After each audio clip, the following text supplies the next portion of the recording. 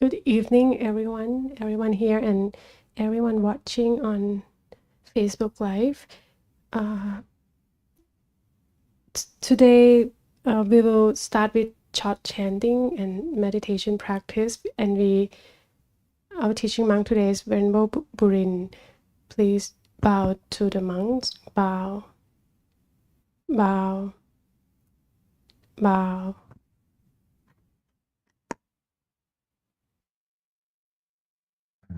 Hello, everyone. Can you hear me clearly? Can you put thumbs up if you hear me clearly? Wonderful. Okay. So nice to see everyone and broadcasting from Manhattan, New York, beside Central Park. So we will start with the chanting first. Yeah, some chanting, and after that we do meditation.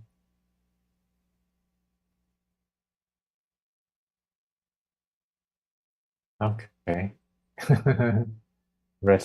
Recede a bit. So I guess the screen on that side working. Okay, let's settle down.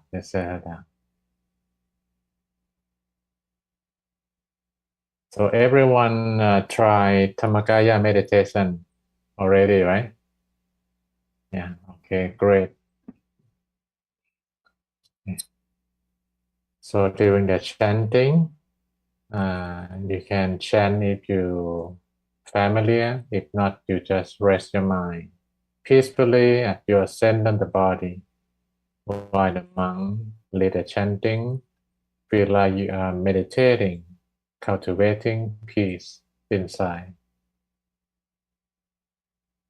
Yo so bhagava arahang samma sambuddho Sawakkato yena bhagavata dhammo Supatipanno yassa bhagavato savaka sangho Dhammayang bhagavantang sathammang sasanghang Imehi sakare hiyatarahang Aropitehi apipushayama Satuno pante bhagava sucira pariniputo api Ashima Shanata Nukampamanasa Ime Sakare Tukata Pannakarapute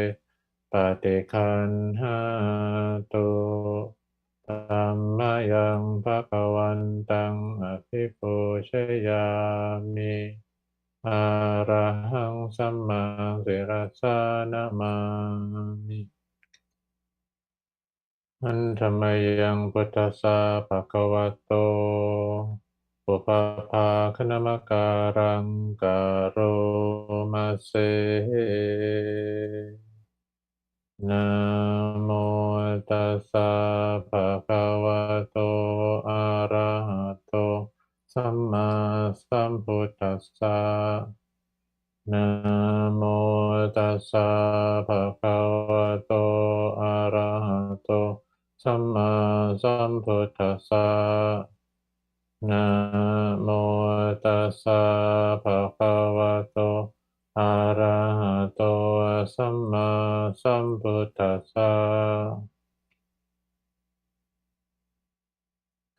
Okay, so after the chanting, let's do some meditation together.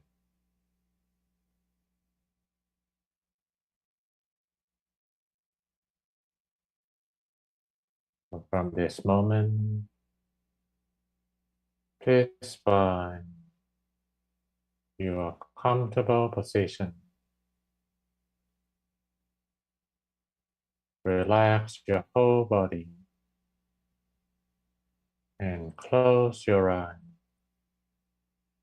in a soft and gentle way. Gently close your eyes.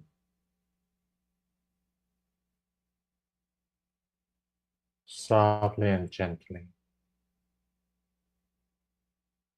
Close your eyes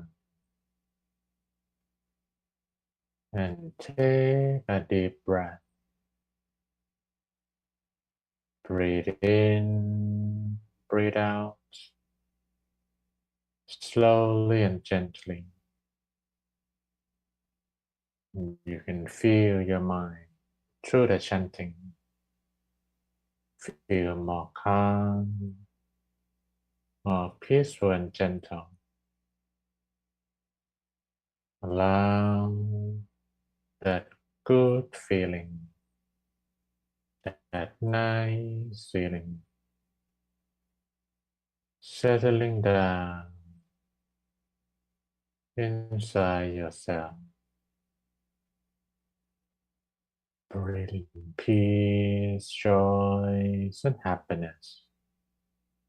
And breathe out all concern, worries, and tension. Breathe it out all. In and out. In and out. Slowly and gently. And you breathe in peace, joy, and happiness. When you breathe out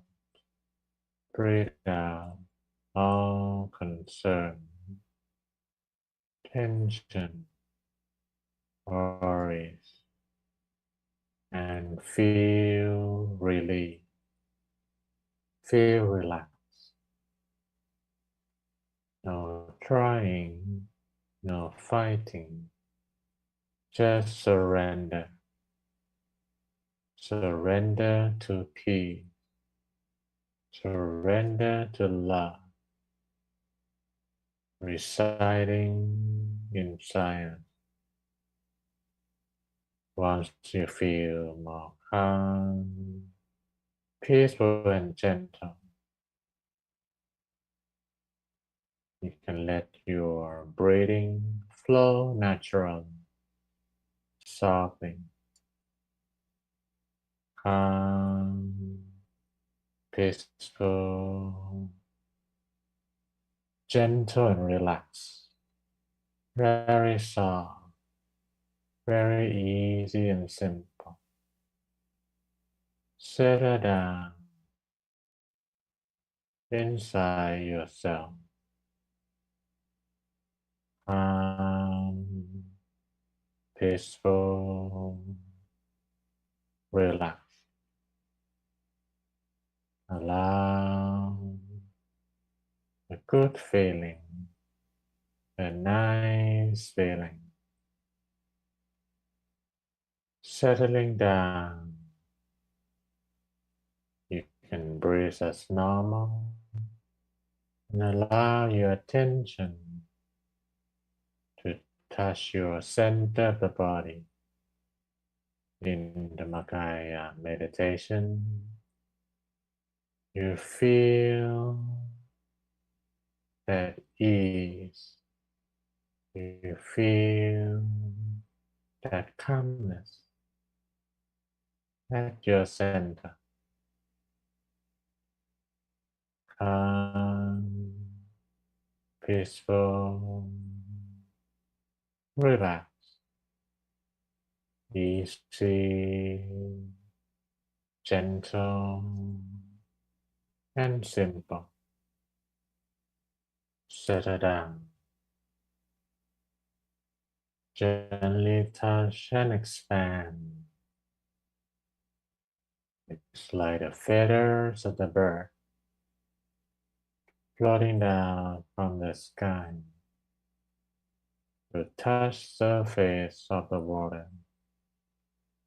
You feel that gentle touching and feel the ripple expanding, peaceful, gentle. Enjoy your good feeling, nice feeling, peaceful, gentle, and relaxed. Allow everything to feel loosen up, like your body is melting away to the surrounding. No wall, no ceiling, just an open sky, the beautiful forest, and to feel connecting to your center.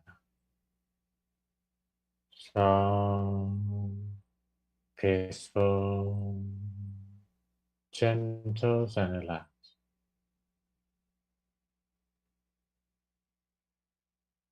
You can allow your attention calm in the center. You feel good, just be there. Just stay calm and be neutral. Any thought, any idea passing, let them fly away like a bird in the sky. No touch, no talk, just surrender. Feel peace, feel love, feel kindness, easy and relaxed.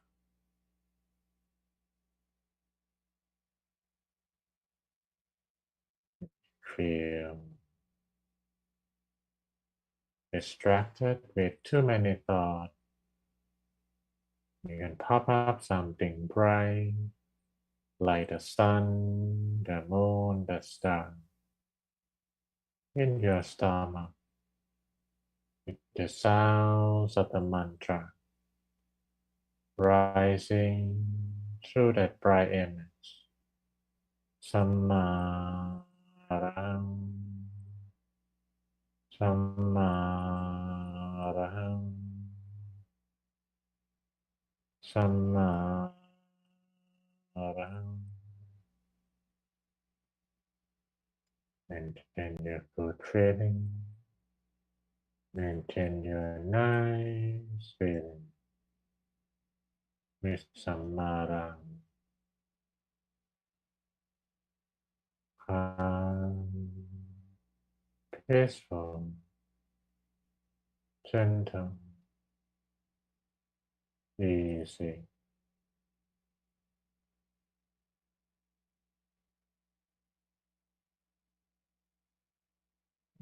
Maintain your calmness.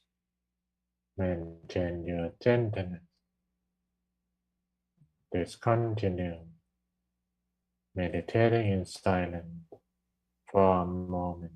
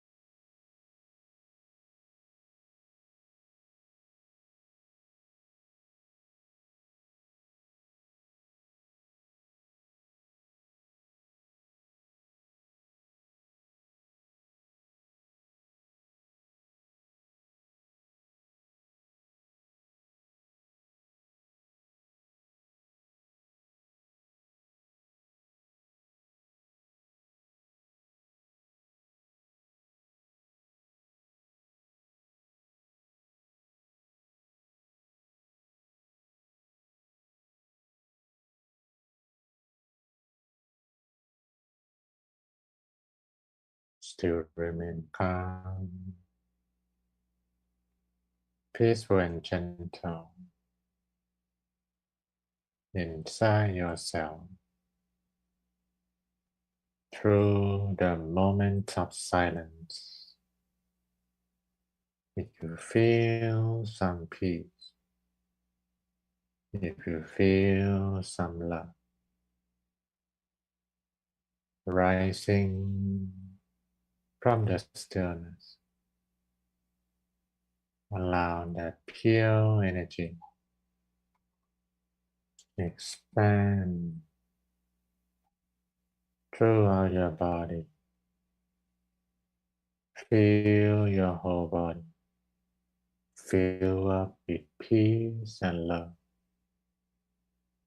Allow this pure awareness radiate to your families, to your loved ones. Wish them well, healthy and strong. And share this pure loving kindness throughout the world. Feel the whole world calming, peaceful, and loving, and in this pure state of peaceful mind, brightening mind, even after the session, until you go to bed tonight.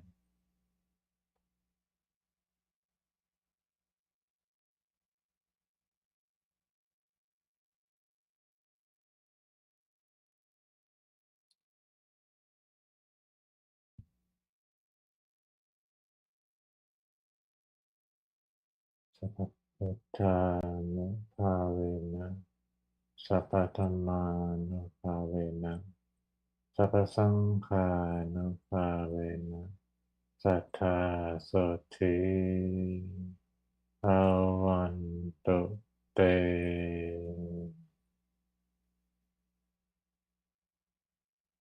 And slowly and gently open your eyes. Still remain calm and peaceful inside yourself.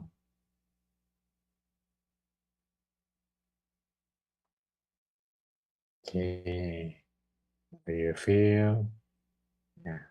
I hope you feel more restful, relaxed. Yes. So after this, give some wisdom talk, and then after the talk, we will have some moment for any sharing you would like to have or any question. So both in person at temples in New Jersey and so online. So feel free to share or chat. I think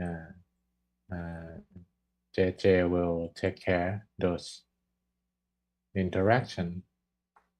Okay, let me share with you my wisdom talk slide.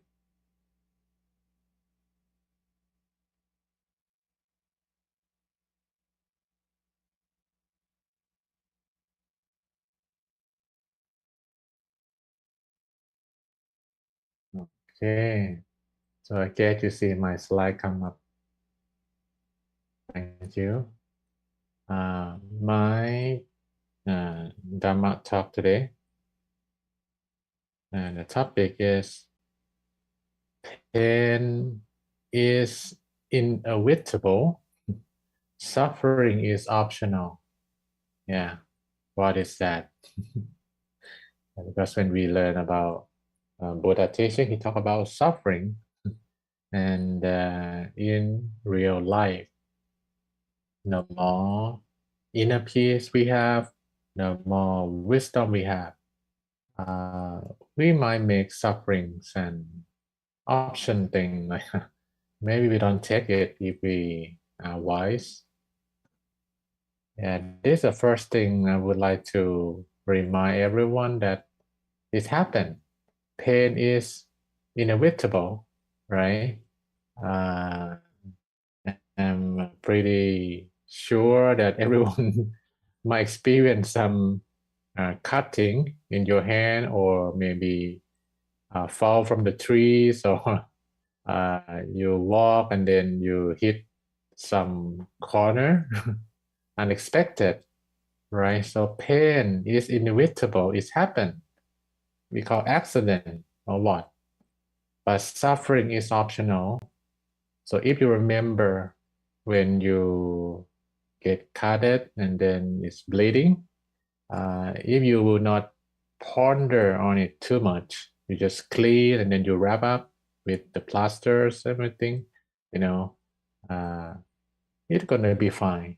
Yeah, pain is that right there, and then you move on to do something else, right?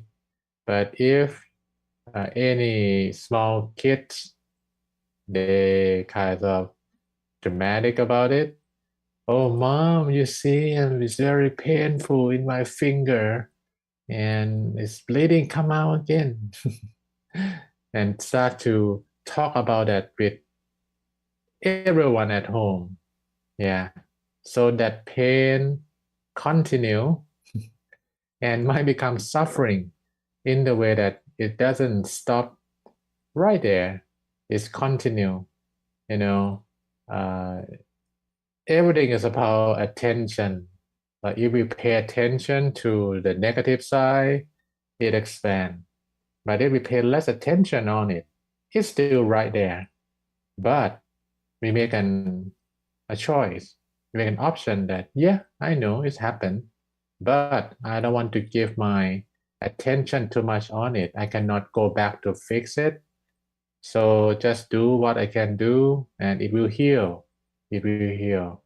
And then not let things continue and become suffering. So that is the physical one, not too complicated, right? How about the mental one? Yeah, how about the mental one? Oh, this more challenging, right? When some intentional, unintentional things happen in your relationship, whether at home, at office, pain is inevitable. The suffering is optional. Yeah, we are in the imperfect world, and we are imperfect too. So it's possible. Think about it. Think about it. We ourselves, sometimes we do things that we are not proud. We're not happy. Like we get angry too easily with some silly topic sometimes, or we make the same mistake. We know we should not do it. And sometimes we don't like that version of ourselves, right? So how we can expect everyone around us not to make any mistake, right? It's not possible. Your parent or your kids or your co-workers, they might make some mistake like the way we did some mistake. So pain is inevitable mentally. It's inevitable. It might happen, right? The thing is, if we expect something from others, and sometimes we cannot give it also, that someday we get angry, someday we are not feeling good, we might create suffering. Like we hit the wall. We expect what not possible. Like that, oh, I will not experience that mental challenge at all in my life. That will be the wall that you hit every day, and suffering become what you choose because you expect what is not possible. I didn't mean that, oh, we just surrender to the situation, we not fix it. We must fix it. Yeah, any mental challenge, any issue, conflict, if we can fix it, we fix it. But we should forgive and let go. Okay, let's start new. Yeah, you make mistake, I make mistake. Shake hand and then let's move on to something else better.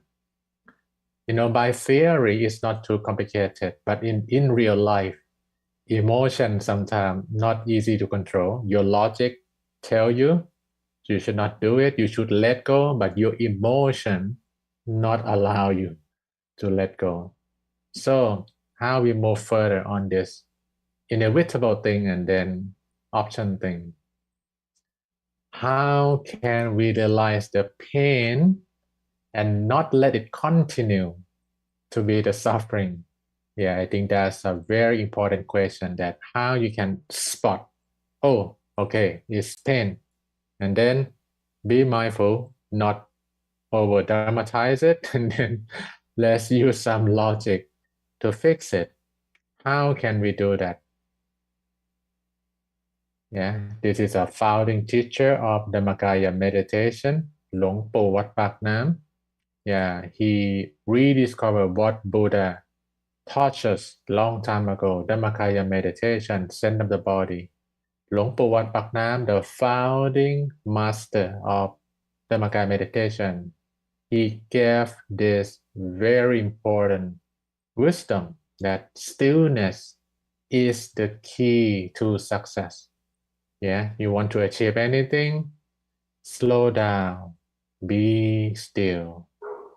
Yeah, we are in the world that things move fast, and sometimes, like you drive the car too fast, accident might happen.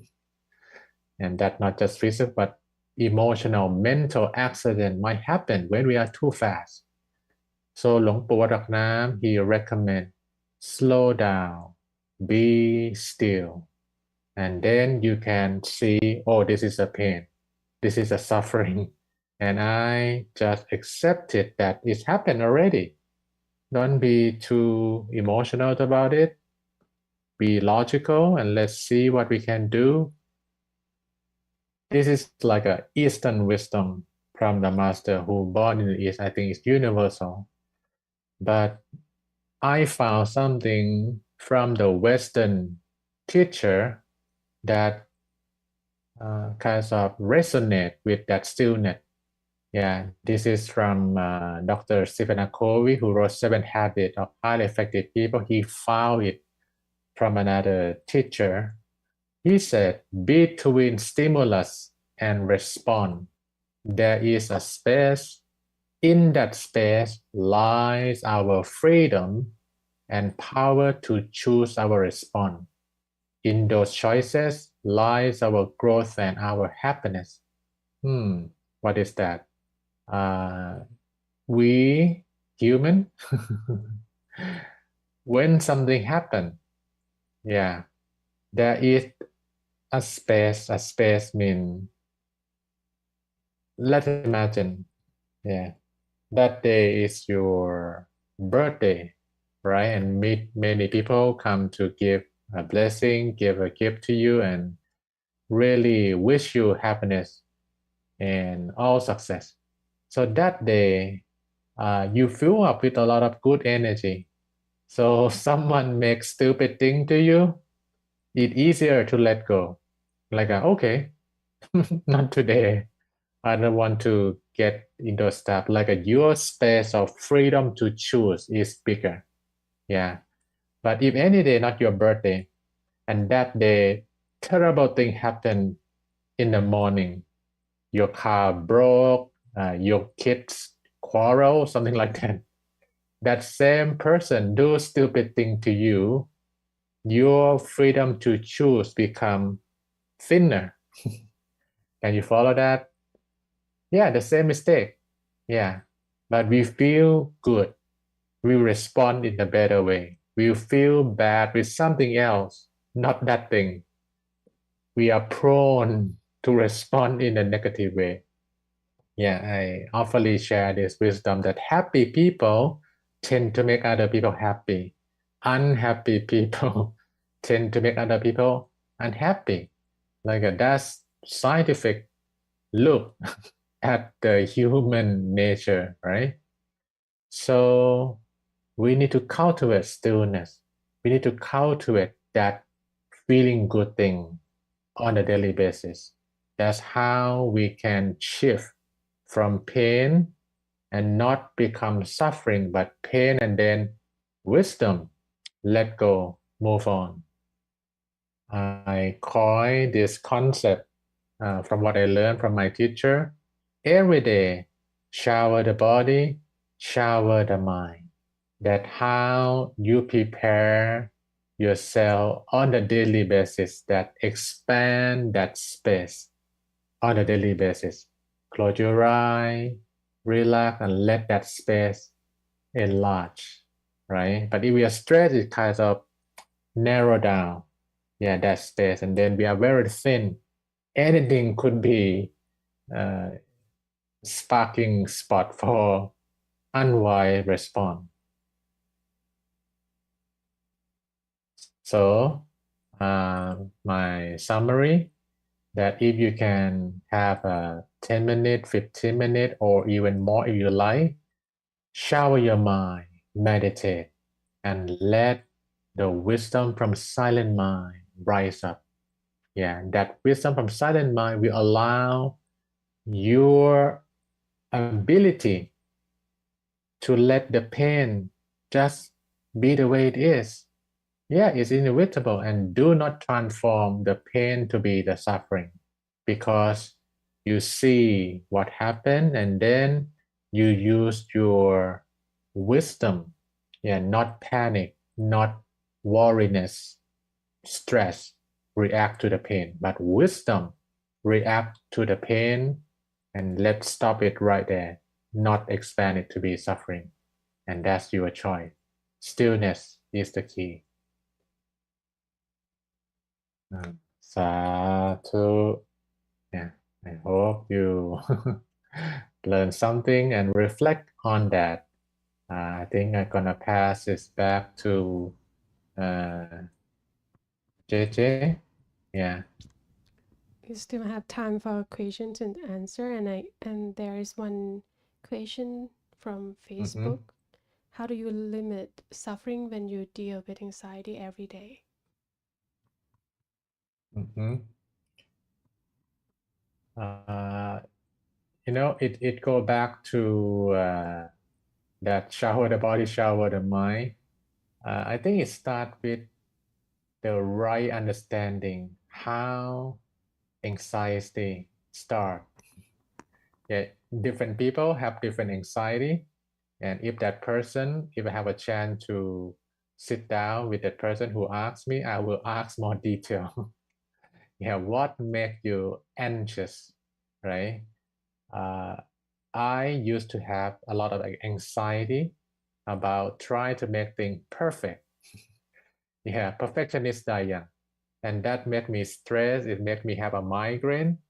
And uh, I realized that we need to be, what they call, worry also, but not too much. How? How?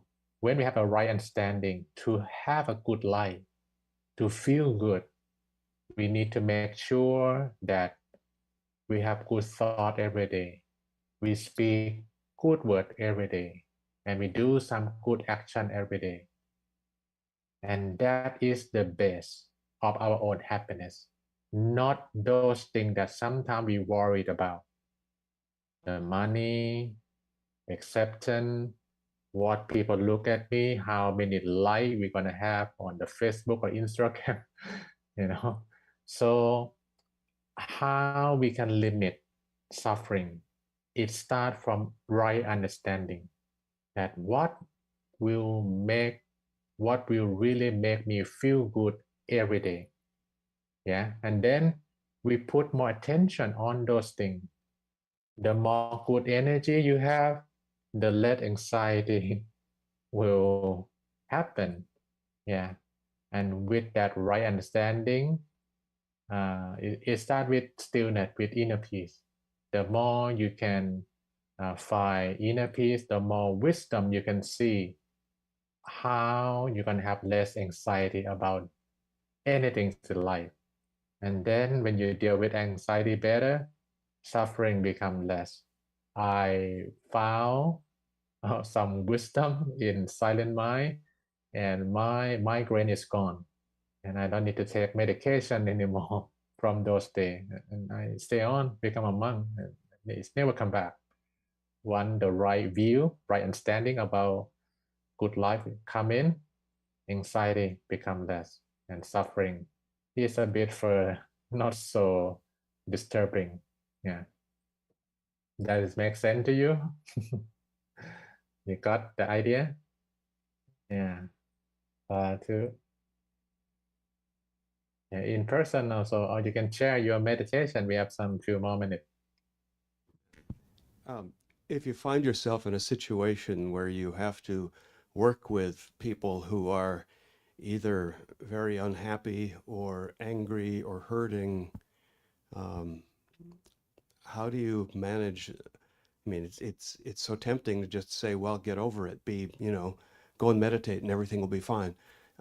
How do you find the patience to just do what you can? I guess do what you can yourself. I guess to Uh-huh. be it's tempting if you have the option just to walk away from that situation. Don't be Yeah, around unhappy yeah, people or angry people, but sometimes uh-huh. that's not an option. um, Yeah, I understand. I think the most challenging one is how to deal with your unhappy boss. I Especially if was that's asked that. all the time Yeah, yeah, about that because you have no choice. You are not the boss. And sometimes you need to deal with someone you feel like, oh, if I can walk away, I will, but you cannot. You cannot. It means your job, it means your financial security. Uh, my uh, great teacher, who are the nun, the master nun, คุณยาย who taught my master หลวงพ่อธรรมชโย she said dealing with people we need loving kindness and equanimity. Yeah, loving kindness and equanimity. And this is the continual process. Continual process means we can train ourselves to have more loving kindness or to have more equanimity if we need it. that Yeah. that's so hard when you're at risk of being hurt yourself by those people. If Yeah. the anger is being So directed toward you, or the impatience or the unhappiness. yeah. Yeah. So what I will recommend is that if if you can feel compassionate for that person, mean they are unhappy person and is sad for that person, and you feel like oh, I'm sad for you, and I don't feel anger because I know that you are unhappy, then you can have more patience. But for some reason that you feel like oh, I really don't like you. In that case, I recommend you find a way, and it's happened in the company also. You need to move somewhere else. If it really trouble you in the way that it makes your quality of life so bad, I think it's time to go. If you can, if not, make some plan to move on. That can Yeah. even If happen you though. cannot, Sorry.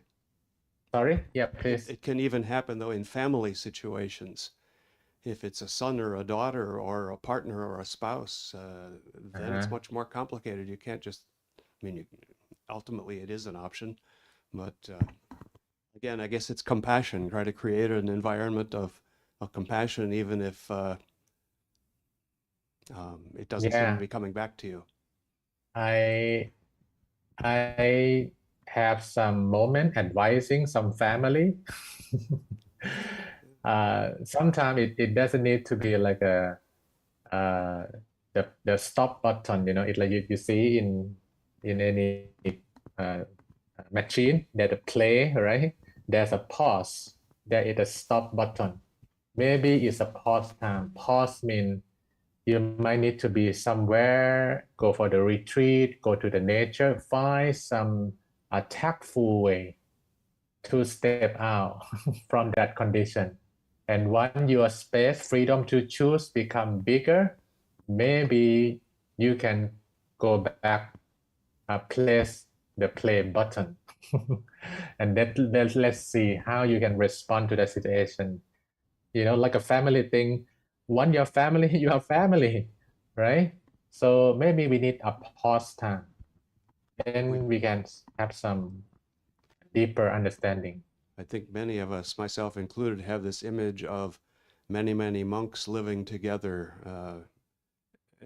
peacefully, but surely there must be situations where there is some sort of tension that arises in the daily flow of activity.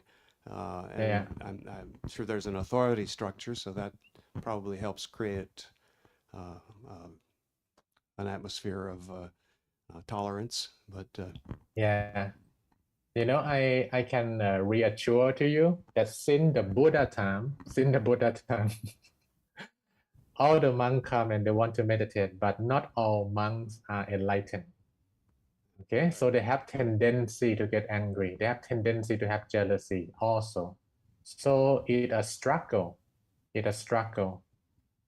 If in your family condition you are the only one who try to meditate or practice Dharma, that's more challenging, right? But if maybe in some nice situation they start to, oh, okay, that's interesting, that help stress lower. Okay, so they take some part of that good lifestyle, then it becomes easier when you are not the only one who do it, like when we are in the monastic order, right? uh, Even we are not enlightened yet, we might have conflict, but we align on some principle that the Buddha guides us, then we can find peace, yeah, in the good way, and it's not always words. And in the Buddha time, there even one monk who are not enlightened yet, want to be the leaders instead of the Buddha. He ordained under the Buddha, but he from royal family and he still have that ego. So he plot assassination, yeah, in the Buddha time. So not easy. Yeah, not feel like, oh, you become a monk, or you learn Buddha teaching, everything will flow. No, it's struggle. Thousands of years is struggle. Now it's a struggle. But one, we know there's a way that we might have less struggle and find more peace. That's already good enough. And then start from that. At least try to make your day better by letting go inner peace, start with ourselves, better me, better time for everyone. They can do it or not, it's their choice. But you try to choose what you can choose. That's your choice. thank you. Could I ask one more question? It's sort of Yes. related, but not really. It was on my mind. Do you find, is there a favorite time of day for you to meditate or not? You or mean me, right? Personally. me or in general? Is there some consensus that morning is Uh-huh. better, or before you eat anything, or after you have something, or in the evening, Yeah. or Yeah. I know at one point maybe one of your teachers said that you meditate 24 hours a day, or in a way, or you get to the point where you are meditating all the time. there are many levels of discipline about meditation, Yeah. but the most fundamental one that I heard from my teacher, and he recommend first thing in the morning, and then before you go to bed. That a very good time to do it, because in the morning, do not turn on anything yet, and then your mind still not too busy. Your monkey mind tend to be not too hectic, right? So that's a good time, like a shower in the morning, right? Shower the body, shower the mind, and then before you go to bed, that time think of slow down. Shower the body, shower the mind. So morning is good, early, and then before you go to bed is good, and then it helps good sleep also. So that is a fundamental guideline. However, second step, each person not the same. Some is a morning person, some is more evening person, and then the sun, everything affect the moon, the star. Me am more like I would say late morning person. Like early morning is good, but when the sun start to come, I think my energy rise up and I go deeper. For me, it's the best late morning time. do. So I eat something.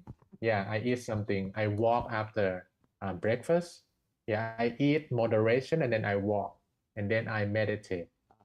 So I always preserve my time for me late morning that I meditate first. I do not advise anyone. I don't teach anyone. I do it first because this is my good time to do it. Yeah. Other monk not the same. Some monk 3 in the morning is their best time. For me, no. 3 in the morning not good for me. I'm too sleepy in that moment. And it depends. Because some monk they will sleep 8 in the evening. You imagine that, right? 8, 9, and then they wake up earlier. Me, I have some work to get done.